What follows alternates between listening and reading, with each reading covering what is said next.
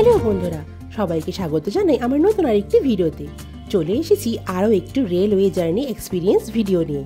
Thumbnail ও title থেকে অবশ্যই বুঝে গেছেন যে আজকে আমি শেয়ার করতে চলেছি 12839 হাওড়া চেন্নাই মেলের যাবতীয় খুঁটিনাটি ও গুরুত্বপূর্ণ ইনফরমেশন ও ফার্স্ট ক্লাস ক্লেবিনে আমাদের জার্নির অভিজ্ঞতা। সপ্তাহে প্রতিদিন চলা এই ট্রেন হাওড়া স্টেশন থেকে রাত 11:55 ছাড়ে। পশ্চিমবঙ্গবাসীদের কাছে এই ট্রেনের গুরুত্ব অপরিসীম দুটি কারণে। এক, পশ্চিমবঙ্গ থেকে দক্ষিণে তামিলনাড়ু পর্যন্ত প্রায় প্রতিটি রাজ্যের গুরুত্বপূর্ণ জাংশন এটি কভার করে, সব মিলিয়ে 35টি স্টেশন। আর দুই, দক্ষিণ ভারতের বিভিন্ন গুরুত্বপূর্ণ চিকিৎসা কেন্দ্রগুলোতে যাওয়া অথবা পরিযায়ী শ্রমিকদের দক্ষিণ ভারতমুখী যাতায়াত বা ভ্রমণ পিপাসুদের ট্রাভেল ডেস্টিনেশনে নিয়ে যাওয়া।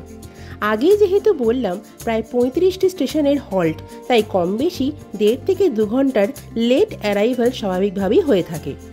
যদিও আমাদের সৌভাগ্য সঠিক সময় হাওড়া স্টেশন থেকে গন্তব্যের উদ্দেশ্যে যাত্রা শুরু করেছিল।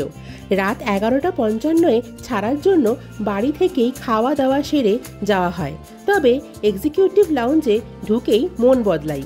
কর্তা ও শ্বশুরমশাই খেলা দেখতে মশগুল হয়ে পড়ায় ওনাদের না জ্বালিয়েই নিজেই চলে আসি কিছু মিষ্টি কিনে নিতে। কি ঠিক করিনি বলুন?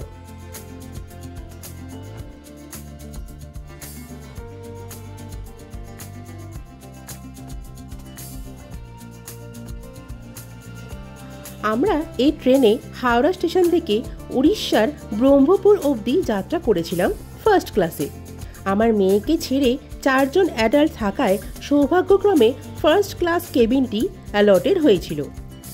WDG4D ইঞ্জিন সাথে করে একটি ফার্স্ট ক্লাস, 3টি AC 2 টায়ার, 2টি AC 3 ইকোনমি, 8টি AC 3 টায়ার, 3টি নর্মাল স্লিপার ও 2টি জেনারেল কম্পার্টমেন্ট ও প্যান্ট্রি কোচ সহ সর্বমোট 23টি LHB রেক ব্যবহৃত হয়। এবার আসি আমাদের ফার্স্ট ক্লাস কেবিনের অভিজ্ঞতা নিয়ে। যেমন পরিষ্কার তেমনই স্পেশিয়াস। AC 2 টায়ারের সিট ওয়াইড এর থেকে একটু বড়ই মনে হলো। অ্যাটেন্ডেন্ট আগে থেকেই বেড রোল, বালিশ ও হ্যান্ড টাওয়েল রেখে দিয়েছিলেন। বেড পরিষ্কারই ছিল। আমারটা আবার সৌভাগ্যক্রমে একেবারে নতুন ছিল। বটল হোল্ডার, চার্জিং সকেট, চওড়া মিরর আর আপার টায়ারে ওঠার সিঁড়ি তো ছিলই, সাথে ছিল এই রকম 2টি folding dining table.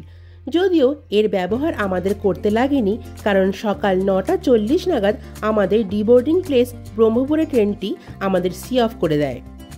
Bed cover পাথার সাথে সাথেই মেয়ে জল ফেলে দেওয়ায় অ্যাটেন্ডেন্টকে রিকোয়েস্ট করার সাথে সাথেই আরেকটি বেড কভার দিয়ে দেয়।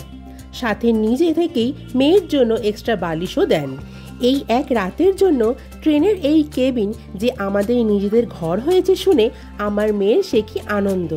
বিছানা করেই শুয়ে পড়লাম। এবার মাঝরাতে 2বার জানালা দিয়ে উঁকি ঝুঁকি মারলেও গেট খুলে করিডোরে বেরোনোর মতন সাহস দেখায়নি। গুড মর্নিং হলো প্যান্ট্রি স্টাফদের দেওয়া স্যাচের মশলা চায়ের সাথে, প্রতিটি 10 টাকার বিনিময়ে। এবার আপনাদের মনে প্রশ্ন জাগতেই পারে, ফার্স্ট ক্লাসে পয়সা দিয়ে কেন? অ্যাকচুয়ালি এই ট্রেনে প্যান্ট্রি কার্ড থাকলেও টিকিটের সাথে IRCTC তাদের রেসপেক্টিভ ক্যাটারিং চার্জেস ধরেন না। তবে হ্যাঁ, বেশ কিছু স্টেশনে অন বোর্ড ক্যাটারিংয়ের সুবিধা আছে। আর তা যদি আপনারা না বুকিং করেন তাহলে এক্সিস্টিং প্যান্ট্রির দেওয়া খাবার আপনারা ট্রাই করে দেখতে পারেন। আমরা যেমন ব্রেকফাস্টে নিয়েছিলাম একটা ব্রেড অমলেট আর একটা ব্রেড কাটলেট। স্বাভাবিকভাবেই খুব একটা যে আনন্দিত হয়েছিলাম তা একেবারেই নয়। সকালে উঠেই কর্তামশাই প্রাতঃকৃত সারতে গিয়ে টয়লেট ও শাওয়ার রুমের শটগুলো করে আনলেন, শেয়ার করি আপনাদের সাথে।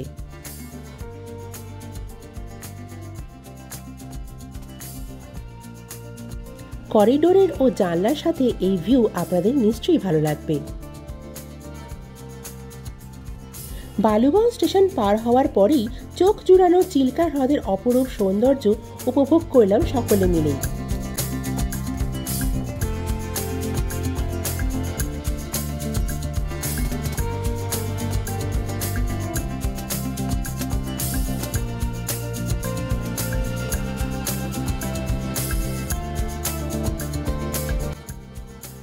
নির্দিষ্ট সময়ে প্রায় 1 ঘন্টা 20 মিনিট পরে ব্রহ্মপুর স্টেশনে আমরা নেমে পড়লাম। আমাদের পরবর্তী গন্তব্যের উদ্দেশ্যে রওনা করার জন্য। সড়ক পথে উড়িষ্যার অবস্থিত সতীর 51 পীঠের এক অন্যতম পীঠস্থান, যা পাহাড়ের উপরে অবস্থিত। আগামী ভিডিওয়ে নিয়ে আসছি এই মায়ের মন্দিরের অপরূপ শোভা ও আমাদের পুজো দেওয়ার অভিজ্ঞতা নিয়ে। আজকের মতন ভিডিও এখানেই শেষ করলাম। দেখা হচ্ছে নেক্সট ভিডিওতে। সবাই ভালো থাকবেন। Thanks for watching.